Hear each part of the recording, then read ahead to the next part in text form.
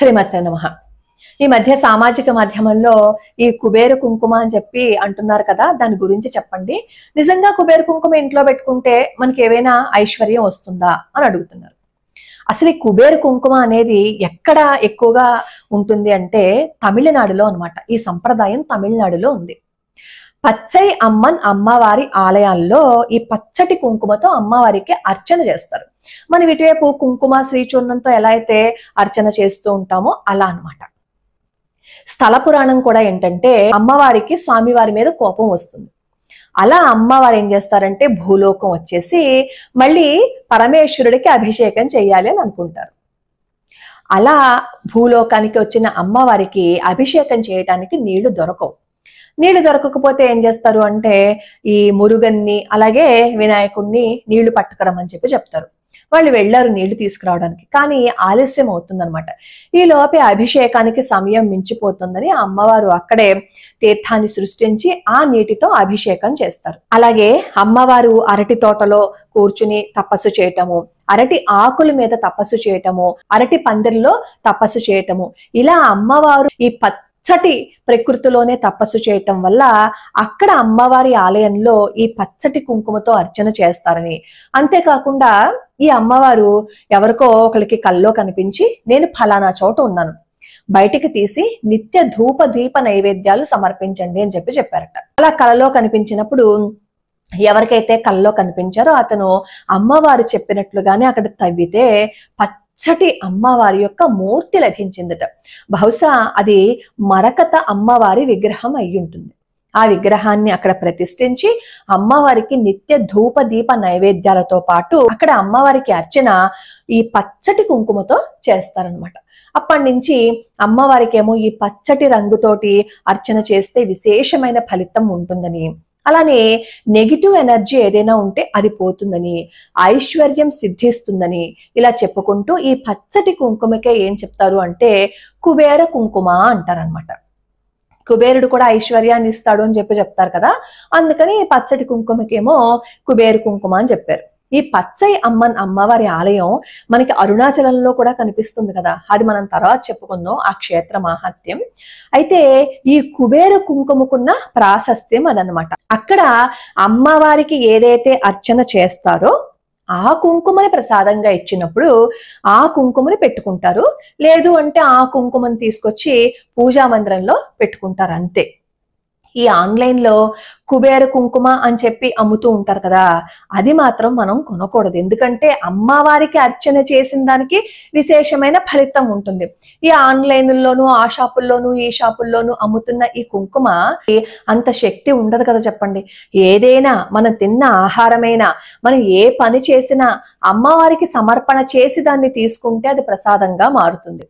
షాపుల్లో కొనుక్కున్నాం అనుకోండి, అది ఏమవుతుంది చెప్పండి, ఉత్తి కుంకుమ మాత్రమే. అదే అమ్మవారికి అర్చన చేస్తే కుంకుమ ప్రసాదంగా మారుతుంది. ఎర్రటి కుంకుమనే కల్తీ చేసేస్తున్నారు కదా, మరి అలాంటప్పుడు ఈ పచ్చ కుంకుమ పేరుతో, అందులోనూ కుబేర కుంకుమ పేరుతో ఈ ఆన్లైన్ లో అమ్మేవి తీసుకోకండి. మీరు ఎవరైనా సరే పచ్చై అమ్మన్ అమ్మవారి ఆలయానికి వెళ్ళినట్లయితే అక్కడ వాళ్ళు అమ్మవారికి అర్చన చేసి ఏదైతే ప్రసాదంగా ఇస్తారో అది తీసుకోండి.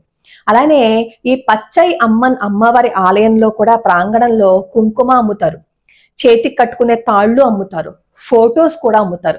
ఇవన్నీ కూడా పచ్చ రంగులోనే ఉంటాయి. ఈ పచ్చ రంగులో ఉన్నప్పుడు మనకి ఏమనిపిస్తుంది, ఈ పచ్చ పరాయి మతస్థులకి సంకేతము అని అనుకుంటాం. పచ్చ అనగానే మనకి ఎవరో గుర్తుకొస్తారు కదా, కానీ ఆకుపచ్చ బుధ గ్రహానికి సంకేతం అనమాట. ఎవరి జాతకంలో అయినా సరే బుధుడు బలహీనంగా ఉన్నాడు అనుకోండి, అప్పుడు ఏం చెప్తారు అంటే జాతకం చెప్పేవాళ్ళు బుధవారం నాడు మీరు పచ్చ బట్టలు వేసుకోండి అంటారు. ఈ బలహీనంగా ఉన్న బుధ గ్రహం కొంచెం బలపడుతుంది అనమాట. అలాగే బుధ మహాదశ జరుగుతున్నప్పుడు కూడా పచ్చటి ఉంగరం పెట్టుకోమంటారు, అంటే పచ్చ రాయి ఉన్న ఉంగరం పెట్టుకోమంటారు. కానీ ఇదే బుధుడు నీచలో పడ్డాడు అని అనుకోండి, అప్పుడు మనం ఈ పచ్చ బట్టలు వేసుకోవటం కానీ, ఈ పచ్చ బొట్టులు పెట్టుకోవటం కానీ, పచ్చటి ఉంగరం పెట్టుకున్నాము అని అనుకోండి, ఇంకా నీచలో పడిపోతాడు అనమాట. నీచ వేరు, బలహీనం వేరు, బలం వేరు. అంటే మనం జాతకం చూపించుకున్నప్పుడు ఏం చెప్తారు అంటే, బలహీనంగా ఉన్నారా, నీచలో పడ్డారా, లేదు అంటే బలంగా ఉన్నారా, దీనికి ఏ కారణాలు ఉన్నాయి, ఏ గ్రహాలతో కలిస్తే అవి బలంగా ఉంటుంది, ఏ గ్రహాలతో కలిస్తే అవి నీచలో పడతాయి, ఇవన్నింటినీ పరిశీలించి అప్పుడు జ్యోతిష్యులు మనకి చెప్పారు అని అనుకోండి, అప్పుడు ఈ పచ్చ బట్టలు ధరించడము, పచ్చ బొట్టు పెట్టుకోవటము, లేదు అంటే పచ్చటి ఉంగరం పెట్టుకోవటము చెయ్యాలి తప్ప మనంతట మనం ఎక్కడ చూస్తే అక్కడ దాన్ని పెట్టుకోకూడదు. కాకపోతే ఈ అమ్మవారి ఆలయంలో అమ్మవారికి అర్చన చేసిన కుంకుమ కాబట్టి, దానికి శక్తి ఉంటుంది కాబట్టి ఆ కుంకుమ ప్రసాదాన్ని ఇంత ఇస్తారు మనకి. ఇంతంత ప్యాకెట్లతో ఏమి ఇవ్వరు కదా, దాన్ని తెచ్చుకుని పూజా మందిరంలో పెట్టుకుని ఒక నమస్కారం పెట్టుకుంటే తప్పేం లేదు. మనం ఆన్లైన్ లో కొనుక్కొని అదే కుబేర కుంకుమని అదే పెట్టుకుంటే ఐశ్వర్యం వస్తుంది అని అనుకోవటం మాత్రం పొరపాటు. అలాగే బుధగ్రహం ఎప్పుడైనా బలహీన పడితే మనకి ఆర్థికంగా ఇబ్బందులు వస్తూ ఉంటాయి, డబ్బులు తొందరగా ఖర్చు అయిపోతూ ఉంటాయి. మనం ఏదైనా వ్యాపారం మొదలు పెట్టాము అని అనుకోండి, ఆ వ్యాపారం ముందుకి సాగదనమాట. అందుకనే ఈ వ్యాపారం చేసే వాళ్ళు ఎవరైనా ఉంటే ఒక్కసారి జాతకం చూపించుకున్నా, ఆర్థిక ఇబ్బందులు ఉంటే వాళ్ళకి ఏ గ్రహం బలహీనంగా ఉంది, ఎక్కడ నీచలో పడింది, ఇవన్నీ వాళ్ళు చెప్తారు. కాకపోతే ఇప్పుడు వచ్చే జ్యోతిష్యులు అందరూ ఏంటంటే రోజుకి ఒక 30 జాతకాలు చెప్పేస్తున్నారు. నిజంగా జాతకం చెప్పేవాళ్ళు ఏం చేస్తారో తెలుసా, ఒక జాతకం చెప్పాలి అంటే కనీసం 4-5 రోజులు తీసుకుంటారు. మా తమ్ముడైతే ఒక జాతకం చెప్పడానికి మినిమం 10 రోజులు తీసుకుంటాడు.